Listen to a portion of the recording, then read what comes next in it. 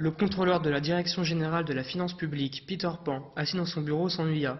Une idée lui surgit. Pourquoi ne ferais-je pas un examen de comptabilité dans l'entreprise Crochet? Monsieur Pan décide alors d'envoyer le lendemain une lettre recommandée avec accusé de réception dans laquelle il sera inscrit la période de contrôle, la possibilité d'être assisté d'un conseil ainsi que l'accès en ligne à la charte du contribuable.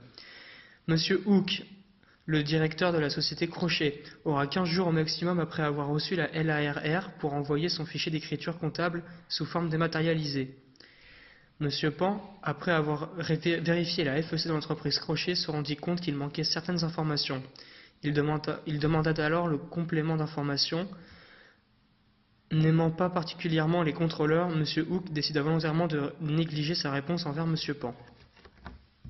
Le contrôleur, énervé de la non-réponse, décida de changer sa tactique et de lancer la vérification de comptabilité. Il envoya une nouvelle LRAR contenant la date et l'heure de la première vérification, le droit d'être assisté. Il devra aussi mentionner la période du contrôle, ainsi que l'impôt visé et indiquer où trouver la charte du contribuable avec les coordonnées du supérieur.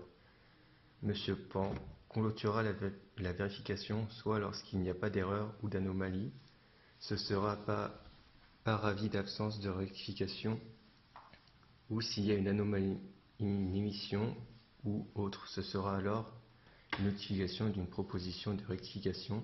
Il aura donc une imposition supplémentaire et des pénalités. Dans les 30 jours suivant la notification, M.